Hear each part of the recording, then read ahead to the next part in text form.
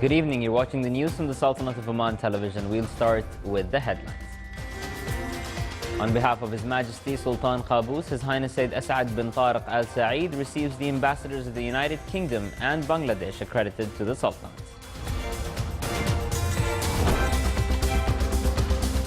The first batch of the National Program for Leadership and Competitiveness is started.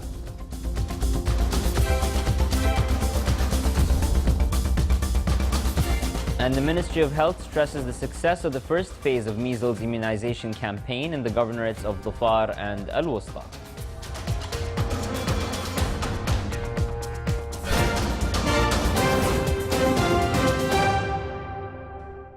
Those are the headlines, and now for the news in details. His Majesty Sultan Qaboos has sent a cable of greetings to His Excellency President Petro Poroshenko of Ukraine on the occasion of his country's independence anniversary. On behalf of His Majesty Sultan Qaboos bin Saeed, His Highness Sayyid As'ad bin Tariq Al Saeed, Deputy Prime Minister for Relations and International Cooperation Affairs and the Special Representative of His Majesty the Sultan, received His Excellency Jonathan Paul Wilkes, Ambassador of the United Kingdom to the Sultanate, to bid him farewell at the end of his tour of duty. During the meeting, the ambassador expressed his thanks to His Majesty the Sultan for the support accorded to him from His Majesty the Sultan, the government and the Omani people that facilitated his mission during his tour of duty. From his side, His Highness expressed his thanks to the ambassador for the efforts he exerted to serve the bilateral ties between the Sultanate and the United Kingdom, wishing him continuous success and his country further progress and prosperity.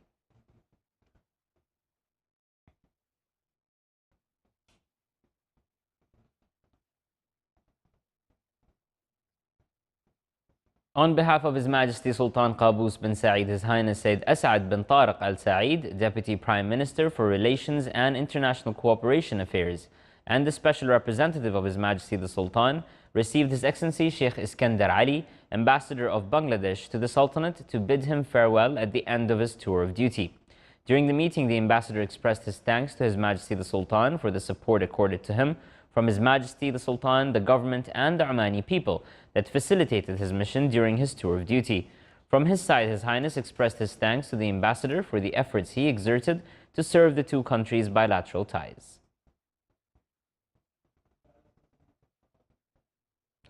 The National Program for Leadership and Competitiveness has inaugurated its first batch of 2017 with the participation of 35 CEOs from various governmental bodies.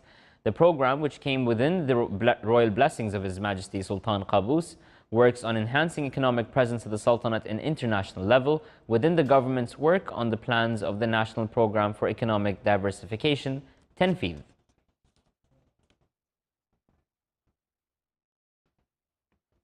The Ministry of Social Development does not stop salaries of Social Security families in a sudden way, but this is subject to procedures stipulated in the Social Securities Law. This came in the reply of the Ministry to queries raised by the members of the Shura Council. The Shura Council's office also discussed during its meeting the reply of Muscat Municipality on establishing flyovers at the end of the Muscat Express Road. The municipality stated that it had put a strategic plan for roads connecting Muscat Express Road and a number of other roads with a main road that includes new junctions and flyovers.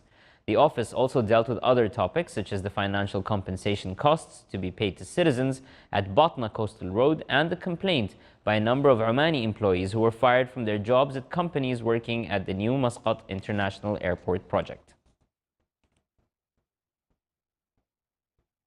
The Tender Board assigned in its 7th meeting this year a number of projects and additional completion works for development projects in various fields at a value exceeding 20 million Omani Riyals.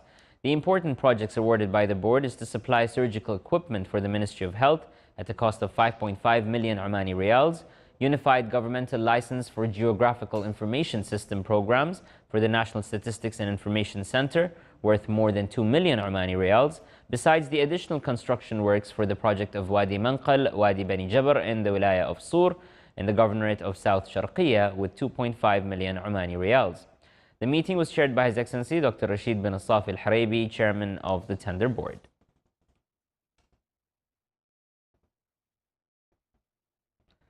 The Ministry of Health stressed the success of the first phase of the measles immunization campaign in the governorates of Dhofar and Al-Wusta. This came within the start of the second phase of the immunization campaign for the ages of 25 to 35 years, which will cover all governorates of the Sultanate. 1.8 million people will undergo the measles immunization in the Sultanate, and the Ministry of Health stressed its readiness by providing sufficient quantity of the vaccines available in the governorates. The second phase of immunization campaign will start from the 9th to the 16th of September. In order to ensure the coverage of determined categories, the Ministry of Health will implement surveys in the governorates of the Sultanate after 2 months from the completion of the immunization campaign. And still to come in our news bulletin. The vanilla industry in Madagascar now is rife with scams, theft, and even deaths.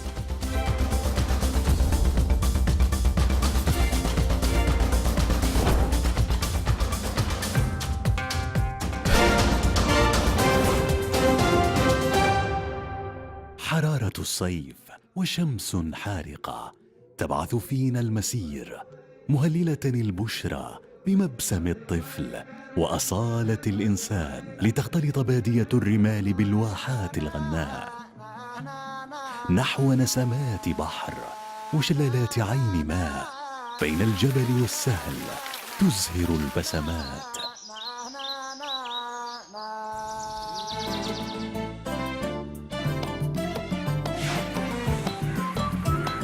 يطيب لها الزائر وتستمتع بها العائلة. من رسوخ العادات قمم شامخة، يجتمع عبق اللبان وطيب الكرم. مهرجان صلالة السياحية 2017 من 30 من يونيو إلى 31 من أغسطس 2017. عمان، الرخاء والنماء.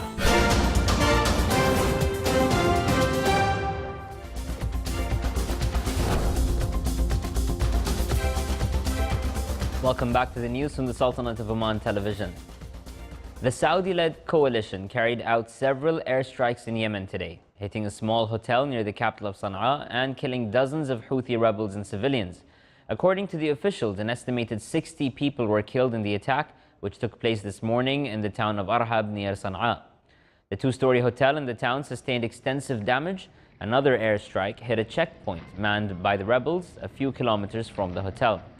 Yemen's conflict began after the Houthis swept into Sana'a in 2014 and overthrew Hadi's government, forcing it to relocate to the southern port city of Aden and prompting Hadi to seek military support from Arab Gulf countries led by Saudi Arabia. A strong typhoon made landfall in the southern city of Zhuhai, Guangdong province in China today, blocking roads and causing traffic delays. 157 trains were cancelled, while 116 flights were grounded. Typhoon Hatu caused at least 3 deaths in Macau. The typhoon came within 60 kilometers of the nearby financial center of Hong Kong before heading westwards into mainland China, where it was gradually weakening. Thousands of people were evacuated from parts of the mainland's coast ahead of the storm's arrival, and Hatu was packing a maximum sustained winds of 126 kilometers per hour, with gusts of up to 207 kilometers per hour on some outlying islands.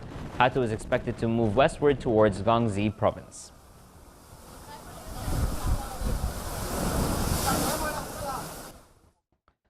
Fires are raging off the Croatian coast today, with strong winds spreading the blazes, making it difficult for firefighters to operate. The village of Ostrovica, some 60 kilometers away from Zadar, was in danger as the fire was getting close to people's homes. Residents were out all night helping the local fire department fight the blaze. Croatia has been hit by wildfires this summer, interrupting the tourist season in many locations on the Adriatic coast. Officials have been warning residents and tourists to evacuate as soon as they see the fire approaching homes. Many of the fires have been blamed on arson. Croatian police are conducting an investigation into this matter.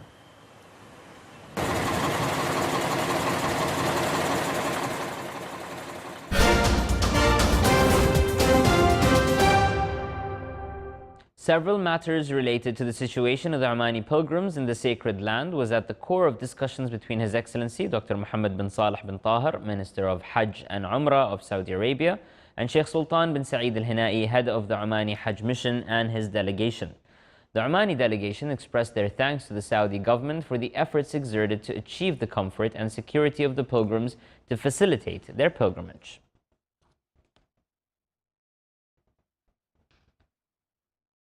There are around 165 water dams all over the Sultanate. They contribute to enriching the water reserves of the country. They also represent a protection area from floods. Empty Water Dam in the Wilaya of Iski and Kelbu Dam in the Wilaya of Nizwa are the latest of these projects. Among all of these water dams is also Wadi Dhaiqa Dam in the Wilaya of Qurayat with a total capacity of 200 million cubic meters.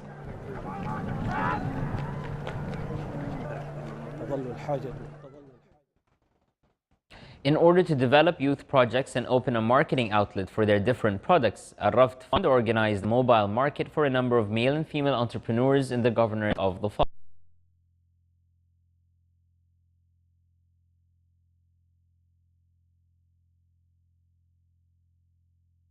frankincense clothes. A corner was allocated for restaurants run by Omani entrepreneurs.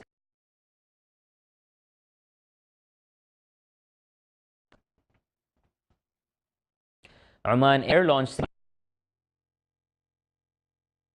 agreement with Al Khalij Aviation Air to many destinations, and Oman Air also signed an agreement in the application of software solutions.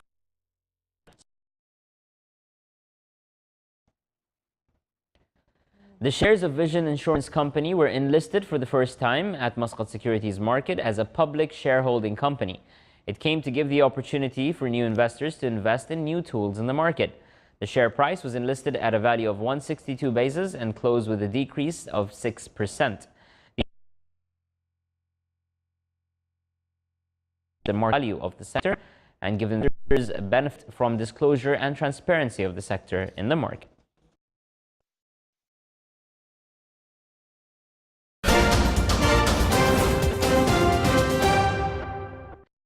Hit by rampant speculation and a collapse in production following Cyclone Inau, the price of vanilla, Madagascar's largest export, has surged in recent months. The sudden cash bonanza was threatened to fuel crime and slash quality. More details in the following report. Patrick looks after his vanilla pods as he would precious stones. He keeps them hidden before selling them at a higher price. Business is booming, and soaring prices have allowed him to build this house. But they have also brought trouble. The vanilla industry in Madagascar is now rife with scams, theft and even deaths. The traders have no scruples. I'm looking to quit this work because it's too hard. Everyone is dishonest. Whether they're 20, 40, 60 years old, everyone lies. Madagascar produces 80% of the world's vanilla, but demand is greater than supply, leading its value to triple in 3 years to $600 per kilo. The price explosion has led to increased thefts from vanilla plantations. We risk death watching over our plantations at night. That's why it's so hard to work in vanilla now. Madagascar's bourbon vanilla is a product of generations of expertise and has been considered the best in the world. But fear of theft is forcing some growers to pick their pods too early, resulting in a drop in quality and declining standards. Certainly, there are some who are in the industry solely for opportunism. Us, we live on vanilla. It's getting harder and harder to sell it because some people have been cheated. They've bought vanilla that was mouldy or rotten. Madagascar's vanilla industry was worth $650 million last year, 5% of the country's total GDP. But little wealth from these scented black seeds is invested back into the local economy. Most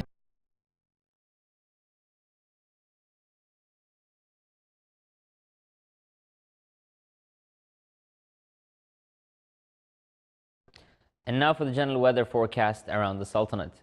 Cloudy skies will prevail over the coastal areas of the governorate and nearby mountains with chances of intermittent drizzle. The rest of the Sultanate will have clear skies with chances of scattered rainfall over the Hajar Mountains.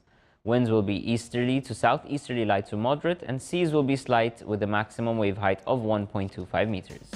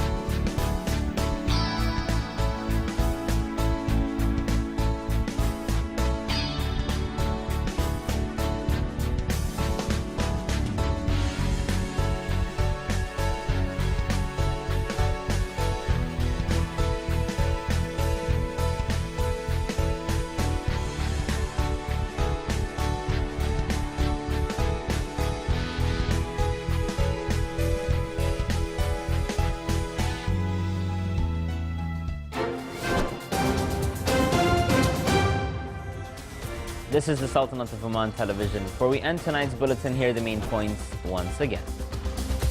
On behalf of His Majesty Sultan Qaboos, His Highness Sayyid As'ad bin Tariq Al Saeed receives the ambassadors of the United Kingdom and Bangladesh accredited to the Sultanate.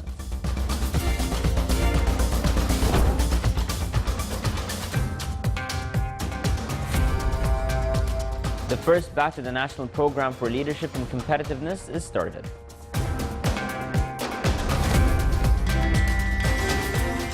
And the Ministry of Health stresses the success of the first phase of the measles immunization campaign in the governorates of Dhofar and Al-Wusta.